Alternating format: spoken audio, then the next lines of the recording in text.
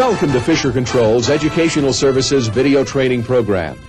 Fisher Controls is proud to bring you this learning experience, and we hope that the insights and skills you gain from the program will help you to perform your job with increased confidence and efficiency. This video is designed to reinforce topics presented in a corresponding student guide entitled Basic Pneumatic Instrumentation. To get the most out of this program, you should have a copy of the student guide in front of you now. There are several different ways to study the material presented.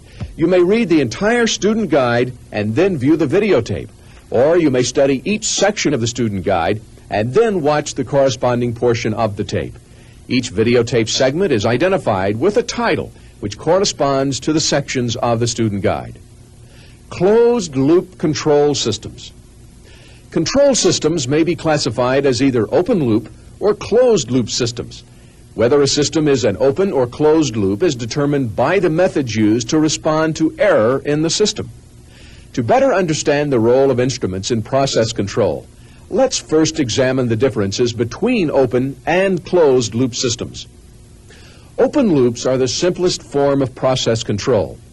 Open loop control means that there is no automatic system in place to make compensating adjustments. Human intervention is required to close the loop.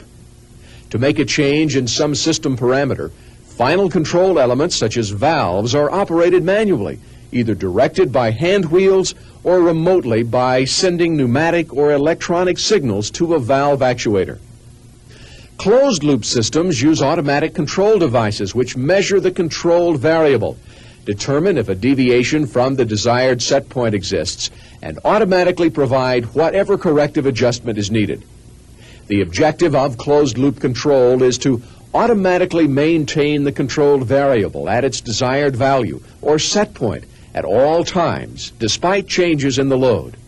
If a deviation of the controlled variable should occur, the system senses it and provides a corrective feedback action around the loop, that is, from the controlled variable through the controller, actuator, valve, and process, back again to the controlled variable.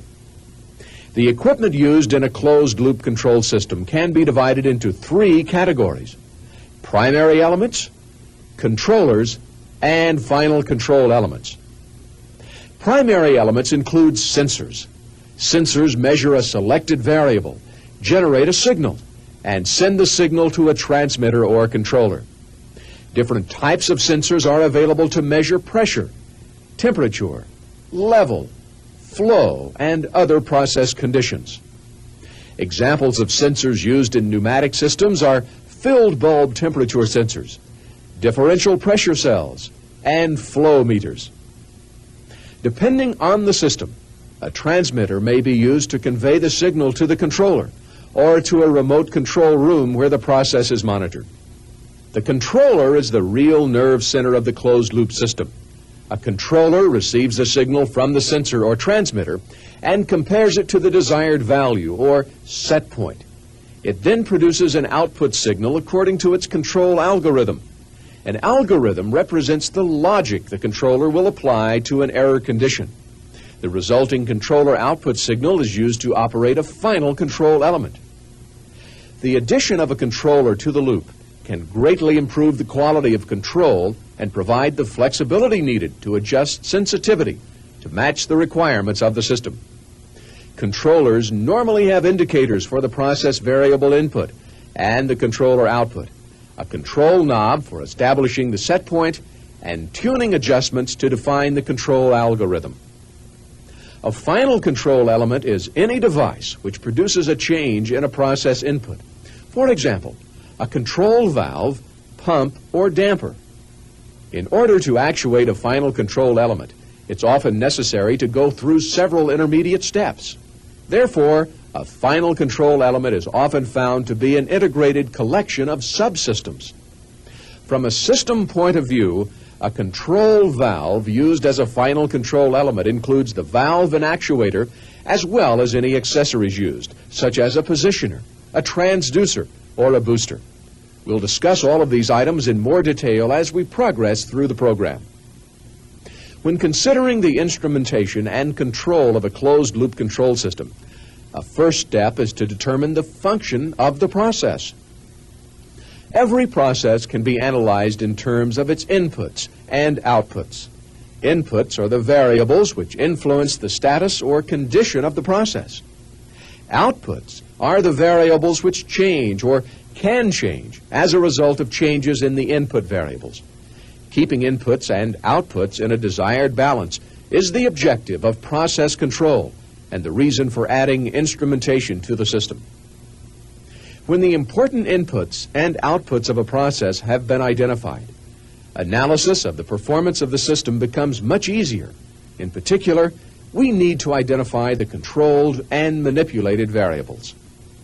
The controlled variable is a process output selected to be controlled at or near a specific set point. It's also referred to as the process variable. The manipulated variable is a process input which affects the process output. In a closed-loop control system, the manipulated variable is automatically adjusted to produce the desired effect on the controlled variable. While there are many different types of processes, we can limit the scope of our discussion to those which are most commonly encountered in the process industries: flow, temperature, pressure, and level. Flow loops are quite common. Most processes require that flow be controlled to produce the desired condition or change in a process. In these instances, flow is the manipulated variable. In other processes, flow rate is the output of significant interest, so it becomes the controlled or process variable. In many processes, quality of product, completeness of reaction, safety, and other important considerations are dependent upon process temperature.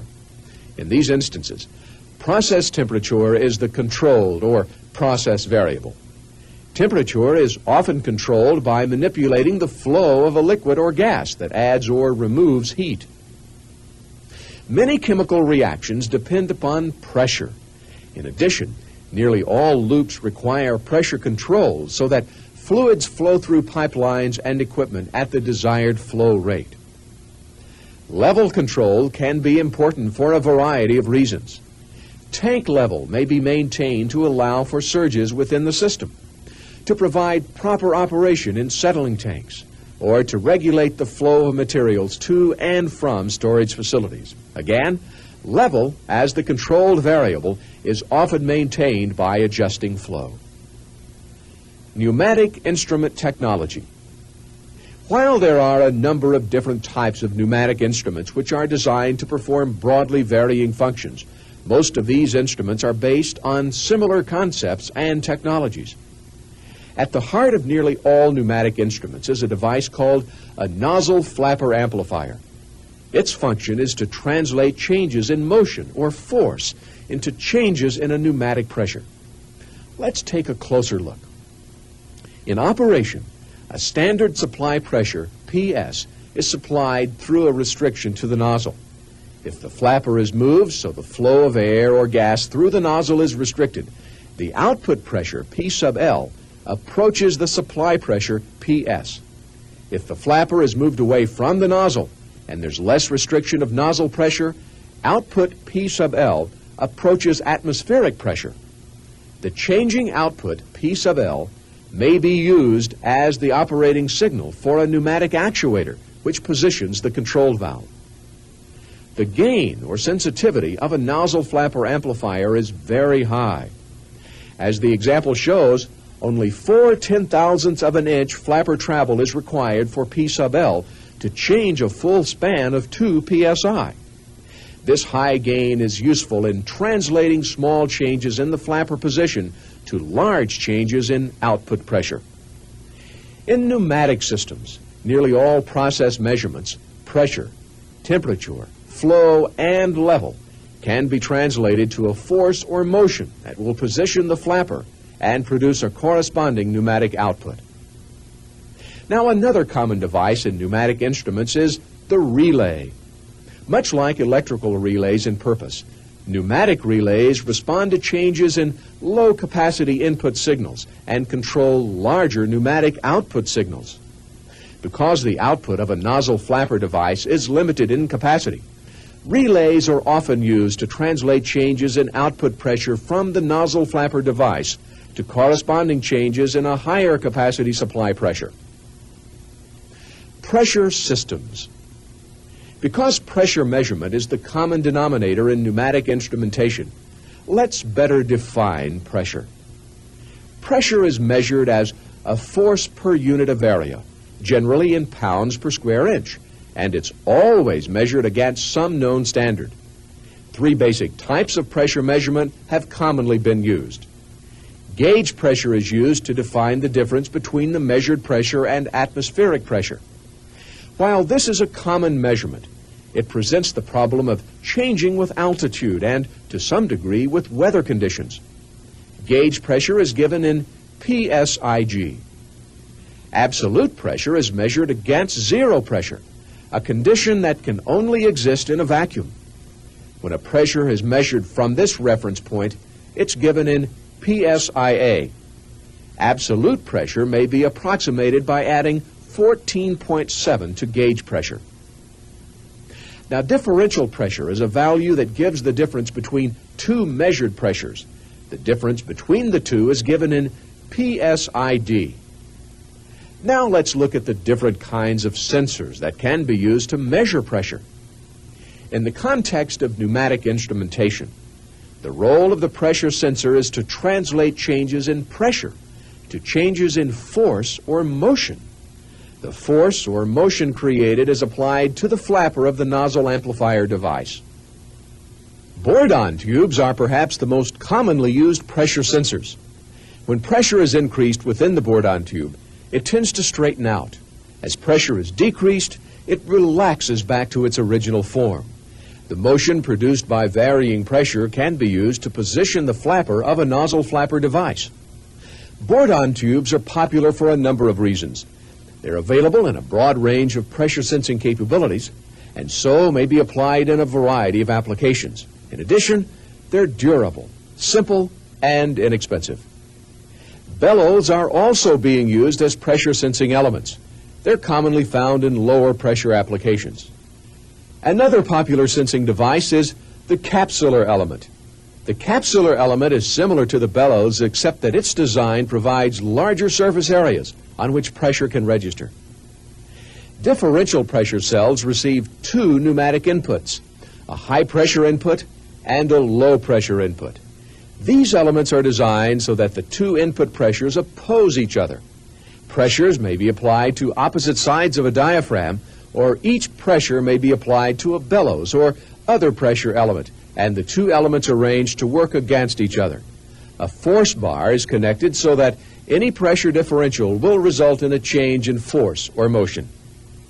When it's necessary to measure absolute pressure, the pressure sensing element may be arranged so that it opposes a second, evacuated element. Any changes in barometric pressure will equally affect both the evacuated bellows and the sensing bellows. In such an arrangement, any changes in atmospheric pressure are canceled by similar changes in the evacuated element. Absolute pressure measurements are often used in vacuum applications. The function of the pressure controller is to sense any change in process pressure from the desired set point and initiate an output signal that can be used by the final control element, such as an actuator and control valve. The final control element then makes a change in the manipulated variable that will bring the process variable back to set point. Let's examine the operation of a typical controller. Assume that pressure in the pipeline downstream of the control valve increases above a desired value or set point. The desired action then is for the control valve to close. Downstream pressure is sensed by the Bourdon tube. As pressure within the Bourdon tube increases, it straightens out, moving the flapper closer to the nozzle. This restriction of the nozzle causes pressure within the relay to build up. As relay pressure builds, the relay supply port opens, directing increased pressure to the actuator, which will stroke the valve toward the closed position. If downstream pressure decreases below a desired value, we need the control valve to open to bring pressure back to set point. Decreasing pressure within the bourdon tube causes it to relax and move the flapper further from the nozzle. This reduces pressure within the relay. The relay responds to decreasing pressure by opening its exhaust port, which allows pressure to escape from the actuator. The actuator spring moves the valve toward the open position. Notice that we establish set point by adjusting the initial position of the flapper relative to the nozzle. We can also add components that allow us to fine-tune the sensitivity of the controller. For instance, we can add an adjustment for proportional band. This will allow us to control the gain or sensitivity of the system. To add this adjustment, changes in loading pressure are directed through a three-way valve to a bellows. The amount of loading pressure sent to the bellows is determined by the setting of the three-way valve. Any pressure not sent to the bellows is vented to atmosphere. The bellows reacts to changes in pressure in the opposite manner as the bourdon tube. Therefore, as pressure builds up in the bellows, the position of the flapper relative to the nozzle is not changed as much or as quickly.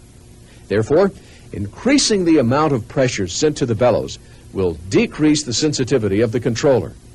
We need this control so that we adjust controller sensitivity to match the conditions of different applications. Now, other features may be added to improve performance.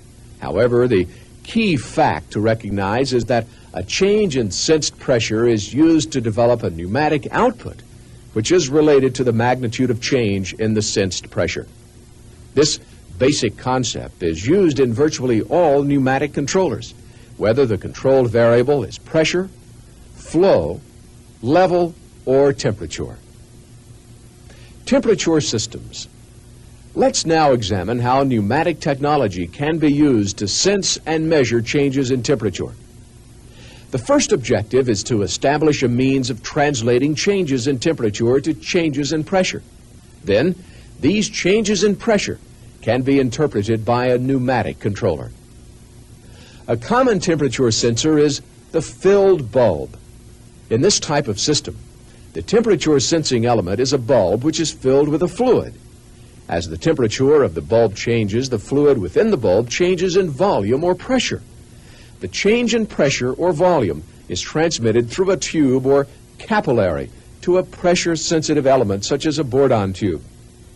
Thus, temperature can be effectively controlled using what is essentially a pressure controller, similar to the one discussed previously. Filled systems are widely used in the process industries for a number of reasons. They're simple and therefore economical to purchase. They require no auxiliary power and have proven quite reliable. In addition, their performance in terms of accuracy, sensitivity, and response time is adequate for many processes. These designs are not without limitations. Obviously, the distance between the sensing bulb and the controller is limited to the length of the connecting capillary tube. And since performance is degraded with increased capillary length, the controller is generally mounted fairly close to the point of measurement. Because the entire system is filled, the capillary tube and the bourdon tube, or other pressure sensing element, become an extension of the sensing bulb. Consequently, changes in ambient temperature will affect the filling fluid in the capillary and in the pressure sensor. As a result, ambient conditions may corrupt the measurement of the process fluid. To compensate for changes in ambient temperature and their resulting effect on accuracy, two broad categories of compensation are routinely used. Case compensation may be used when the ambient temperature surrounding the controller and the capillary is the same. Compensation is provided by including a bimetallic link between the pressure sensor and its affected component. The bimetallic link is designed to provide an opposite and nearly equal compensation for the influence of ambient temperature on the system. Full compensation uses a second capillary and pressure sensor paralleling the basic system.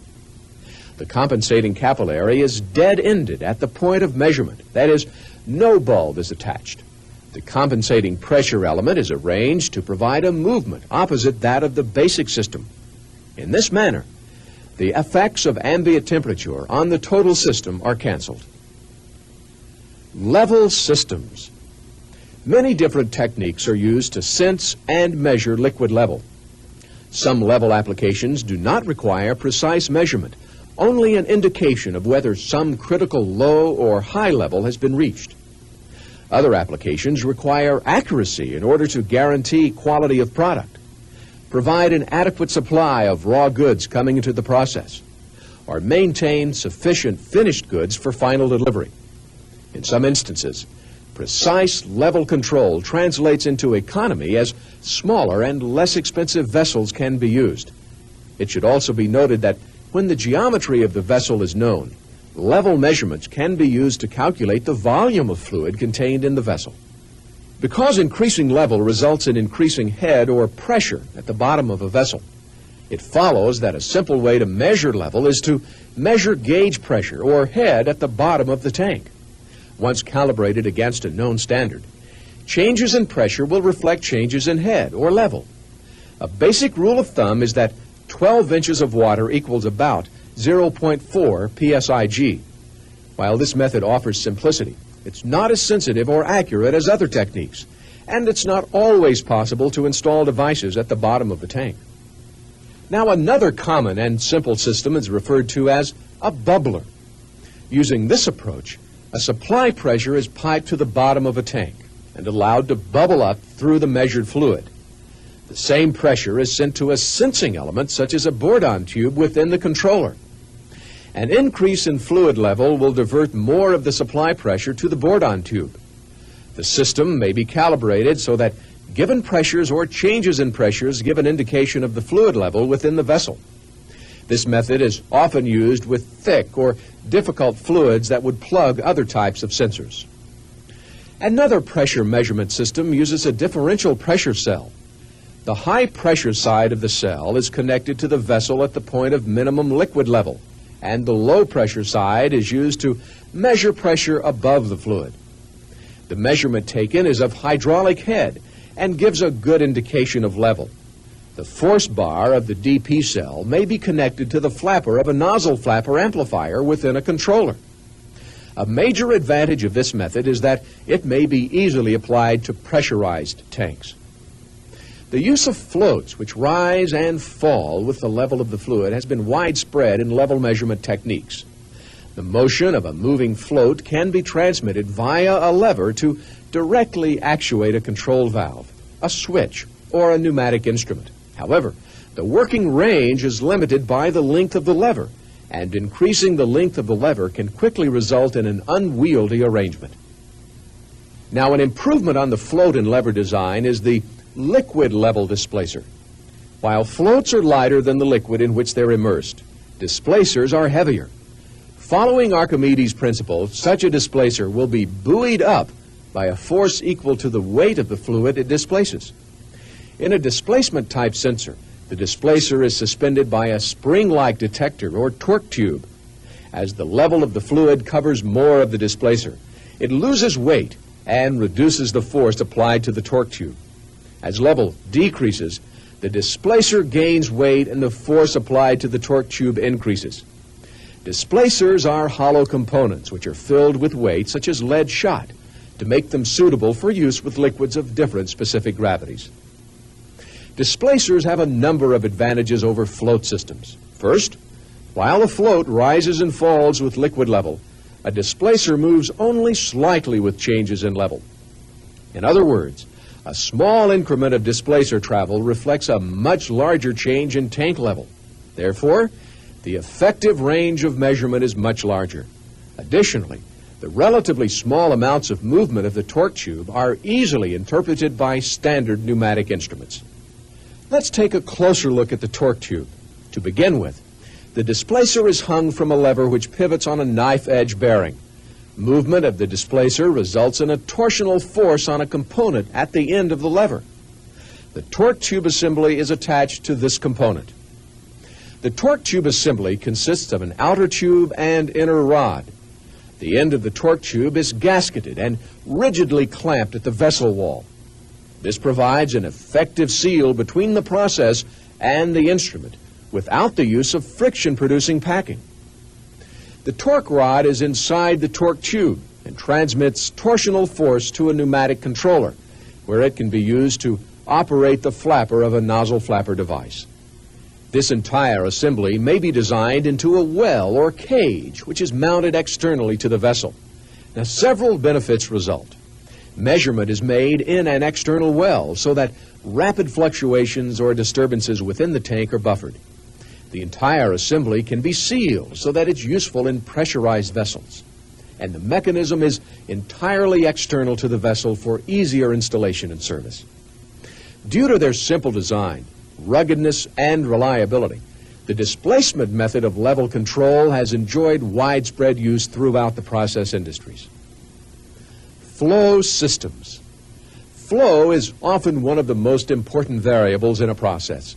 It's the variable most often manipulated to establish temperature, pressure, level, and other process variables at the desired set points. In addition, flow is often the measurement of economic importance because the quantity of goods received or delivered may be documented and billed according to flow measurements. One of the oldest, best known, and widely used methods of flow measurement involves measuring the differential pressure on either side of a restriction in the pipeline. This technique is widely referred to as the differential pressure method, the head meter method, and the orifice meter method. The basic theory of operation is quite simple. As a fluid flows through a restriction in a pipeline, the cross-sectional area of the flow stream decreases and velocity increases. And as velocity increases, pressure decreases. The result is a pressure differential between a point upstream of the restriction and a point downstream of the restriction. This pressure differential can be related to flow rate. Knowing this, a restriction is intentionally installed in the pipeline, the differential pressure measured, and a calculation of flow rate made based on the known pressure differential and many other factors. This method of flow measurement is widely used because it's well known, economical, and reasonably accurate considering its simplicity. A potentially limiting consideration is the relationship between pressure and flow rate. Flow is proportional to the square root of the differential pressure across the restriction. This introduces a nonlinear effect on system gain. The practical result of the square root relationship is that the low end of the scale is compressed. Therefore, systems are generally designed to avoid dependence on readings at the lower extreme of the scale. Several different types of restrictions are commonly used. Each has unique attributes and features. Orifice plates are the most popular type of restriction because of their basic economy. In addition, a wealth of data has been compiled regarding their use in flow measurement, but they're not without limiting considerations. For instance, unrecoverable downstream pressure loss. While this loss is quite small in most applications, there may be instances where any downstream pressure loss is unacceptable. Another potentially limiting aspect is the inability of an orifice plate to pass large solids in suspension without clogging. Venturi tubes may be applied when the flowing fluid is viscous or contains suspended solids. The unrecoverable downstream pressure loss of a Venturi tube is the smallest of all the restrictions discussed. However, Venturi tubes tend to be large, heavy, and expensive. Flow nozzles are generally used with high-velocity steam or vapor flows, which could cause erosion problems with an orifice plate, and they allow measurement of flow rates beyond the capabilities of orifice plates. Several adaptations and proprietary modifications of the Venturi tube have been explored. The Dahl tube illustrated fits inside the pipeline. Its primary advantages are small size and simple construction compared to a Venturi tube. The inlet is a step reduction in inside diameter that acts somewhat like a large diameter orifice plate. From then on, it resembles a Venturi tube in operation and provides the same advantages, smoother flow path, and small unrecoverable pressure loss. The pressure differential created by all of the above methods can be sensed with a DP cell. The upstream tap is connected to the high side of the DP cell and the downstream tap to the low side. The output of the DP cell, force or motion, is used to position the flapper of a nozzle flapper device. This establishes the basis for controller operation. At this point, you may want to pause the tape and review the information we've covered so far.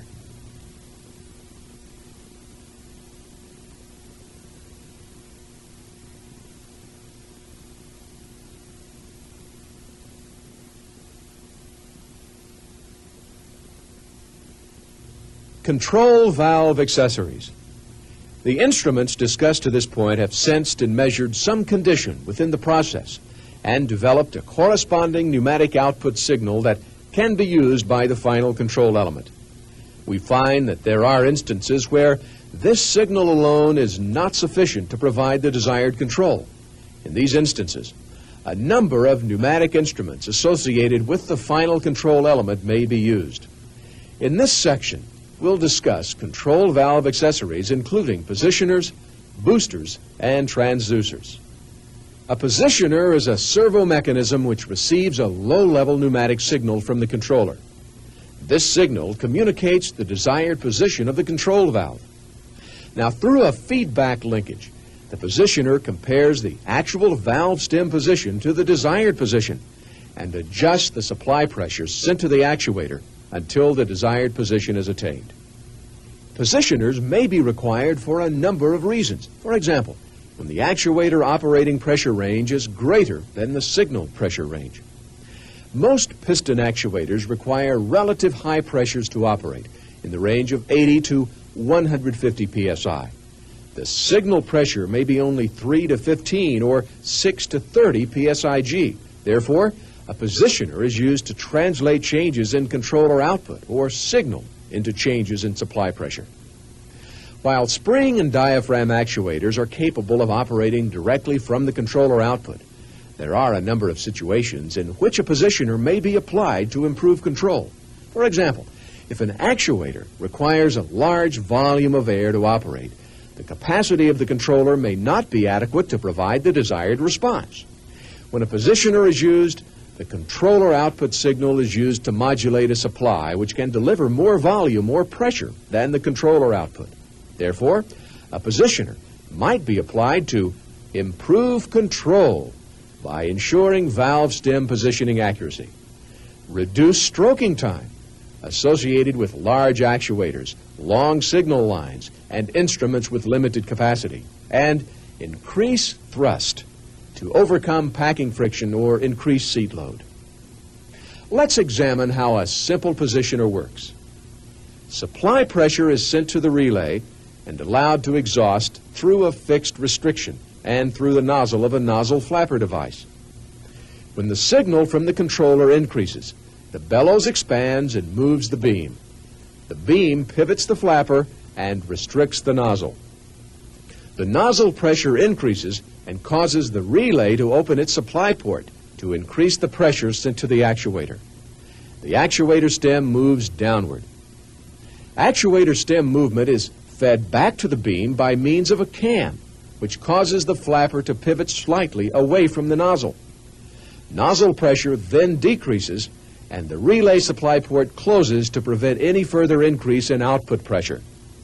The positioner is once again in equilibrium, but at a higher instrument pressure, a slightly different flapper position, and a new actuator stem position.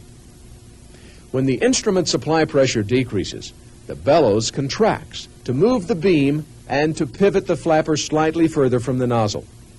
Nozzle pressure decreases, and the relay exhaust port opens to release actuator diaphragm pressure to atmosphere, permitting the actuator stem to move upward.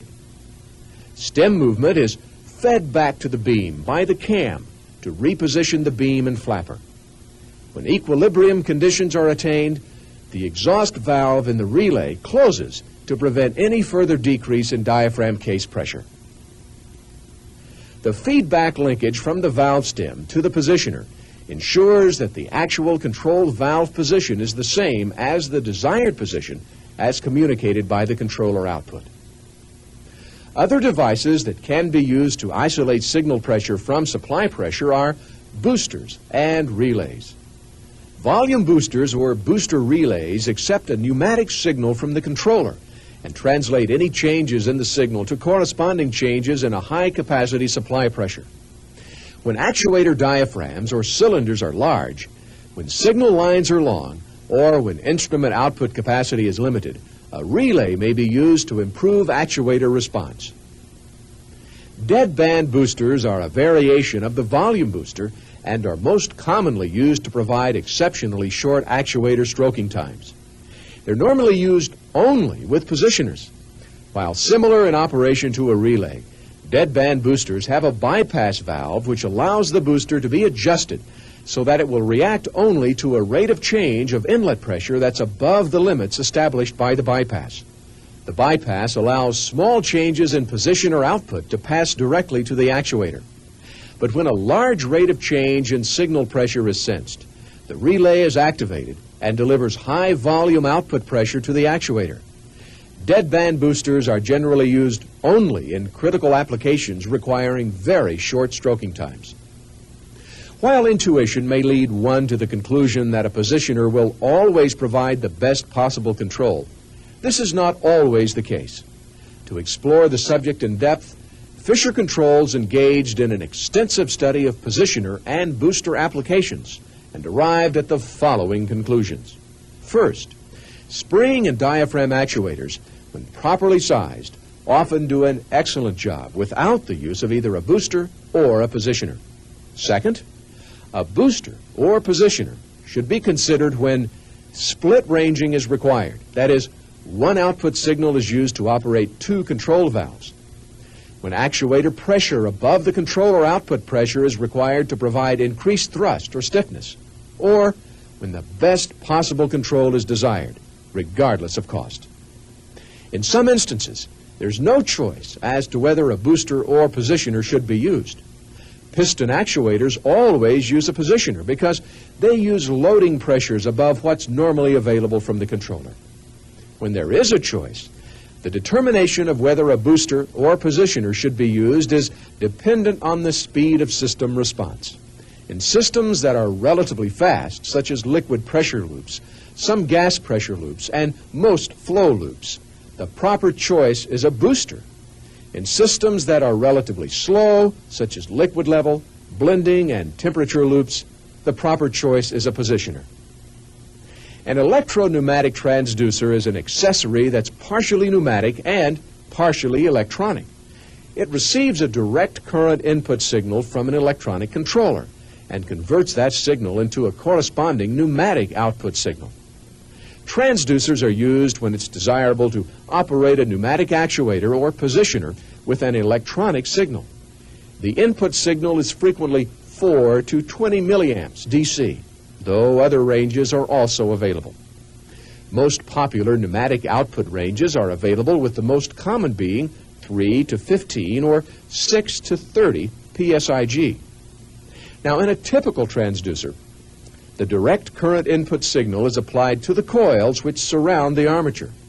As the electrical signal increases, so does the magnetic field produced by the coils. This results in an increased magnetic attraction between the armature and the pole pieces of the coil assembly. The armature rotates slightly clockwise to cover the nozzle. Through relay action discussed earlier, increasing or decreasing nozzle pressure will either increase loading pressure or exhaust it to the atmosphere. Summary. This program has presented a fundamental exposure to measurement and instrumentation methods based on pneumatic technologies. While advances in electronics have been applied extensively to process control systems, the fundamentals of instrumentation are most easily seen and understood in basic pneumatic systems. Let's review the topics presented. First, we defined closed-loop control and noted the importance of the concept of feedback, of letting the system control itself through a series of instruments that automatically sense, measure, and respond to changes in the variable of interest. We saw that selecting the inputs and outputs of most significance is an important first step, and that selection of the controlled variable begins the selection of appropriate instrumentation. Next, we found that nozzle flapper amplifiers, relays, and pressure sensors are common components of most systems, and we discovered that most systems, whether the controlled variable selected is pressure, flow, temperature, or level, are essentially based on the concepts of pressure measurement. And finally, we identified instances where the controller output alone cannot provide adequate actuator performance. And we saw how the addition of positioners and transducers can help provide the desired control. As you progress in your understanding of basic pneumatic instrumentation, look to people in companies with broad backgrounds, those with years of involvement in the process industries, those who know what will work and what won't, and why. There's no substitute for experience. We at Fisher Controls Educational Services hope that this presentation has been one of those experiences. It has brought you new information and a better understanding of basic pneumatic instrumentation.